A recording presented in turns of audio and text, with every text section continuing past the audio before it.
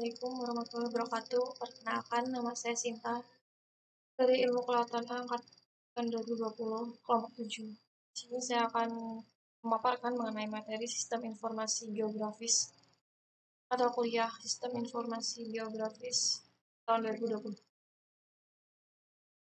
Untuk materi sendiri terdiri dari 4 modul.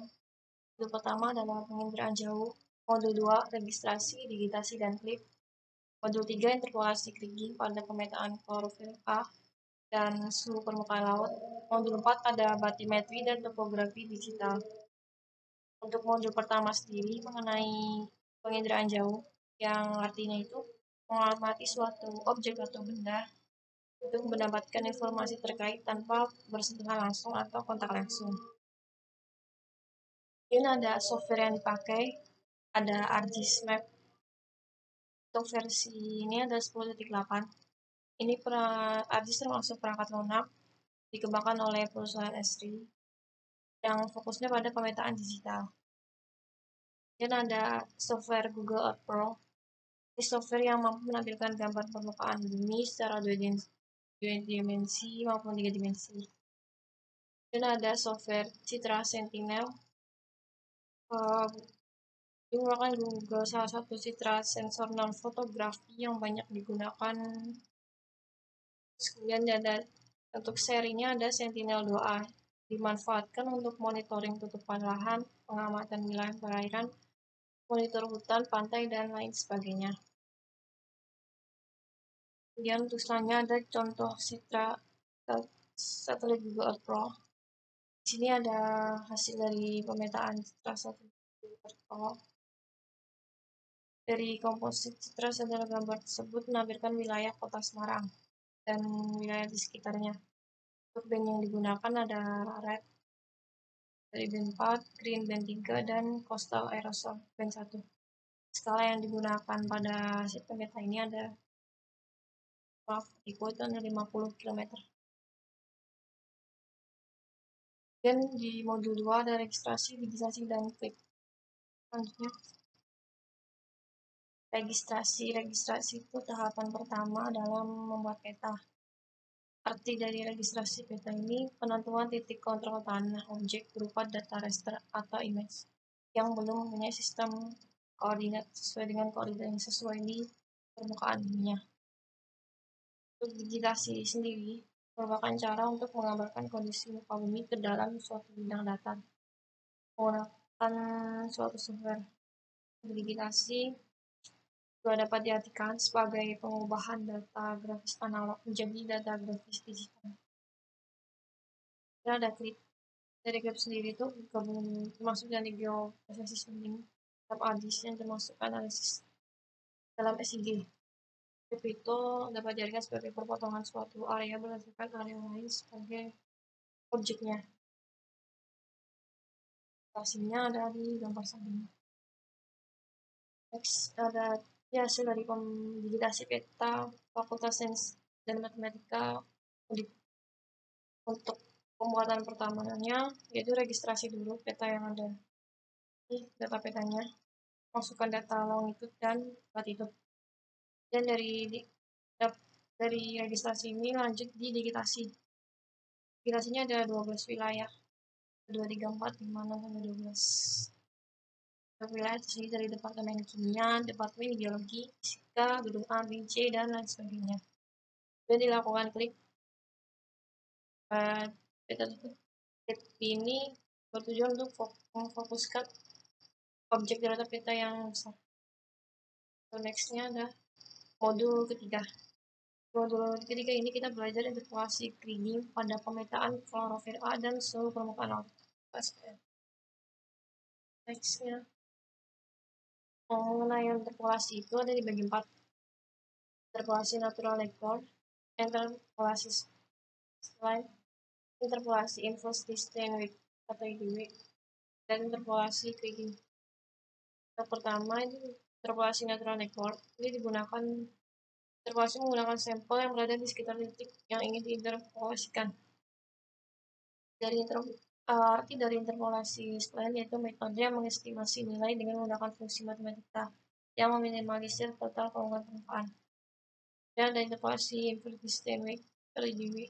Ini termasuk interpolasi konvensional yang memperhitungkan jarak dari titik data terhadap blok yang akan diestimasi. Dan yang terakhir ada interpolasi Kriging. Ini menggunakan estimasi stokastik, di mana perhitungan secara statistik digunakan dalam interpolasi. Sebelum masuk ke mengenai lebih dalam mengenai di modul ini, mengetahui lebih lanjut mengenai klorofil A dan suhu permukaan laut.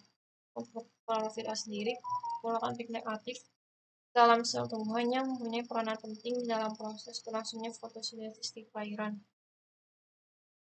Kemudian ada SPL atau suhu permukaan laut, komponen penting dalam mengendalikan iklim dan cuaca. SPL ini dipengaruhi oleh beberapa faktor, seperti misalnya arus, gelombang, gerakan konveksi, upwelling, divergensi, pembekuan, dan pencairan es di kutub. Teksnya ini ada hasil dari peta klorofil A bulan Januari tahun 2021 di perairan Selat Makassar. Untuk peta sendiri, sebaran klorofil di perairan Selat Makassar ini terbilang cukup rendah. Untuk intervalnya 0,37 sampai 1,75. Di sini ada keterangan. Dan mengapa terbilang rendah? Karena mungkin dipengaruhi oleh fenomena dari La Nina yang terjadi di daerah tersebut. Dan ada contoh lainnya, ada peta suhu permukaan laut bulan Januari tahun 2021 di perairan Selat Makassar. Di perairan ini suhunya itu interval 28,17 sampai 30,96 derajat Celcius. Suhu ini ada keterangannya per wilayah. Dan suhu ini dipengaruhi oleh adanya angin musim barat, karena mana angin tersebut berhembus dari benua Asia ke benua Australia. Dan lanjut ke modul 4, ada batimetri dan kartografi digital. Untuk batimetri sendiri artinya pengukuran kedalaman perairan maupun laut. Batimetri menggambarkan topografi dasar laut sehingga dapat melihat kondisi di dasar laut. Batimetri juga dapat diartikan sebagai ilmu yang pelajari pengukuran kedalaman atau perairan. Jadi dengan adanya batimetri ini kita bisa mengetahui kedalaman perairan secara digital. Dan ada kartografi digital. Untuk arti dari kartografi digital ini pemetaan digital, di mana semua dapat dikompilasi dan diformat menjadi suatu gambar digital. Kartografi digital ini mempunyai keuntungan lebih, yaitu menghasilkan peta yang representasi akurat dari daerah tertentu. Yang next ada interpolasi atau fotoraster. Artinya sendiri ada menginterpolasi pola ketinggian untuk setiap pixel raster dengan memperhatikan beberapa constraint. Jalankan menggunakan input berbasis file dan keluarannya disebut output. Next ada dari peta batimetri di perairan Teluk Awur.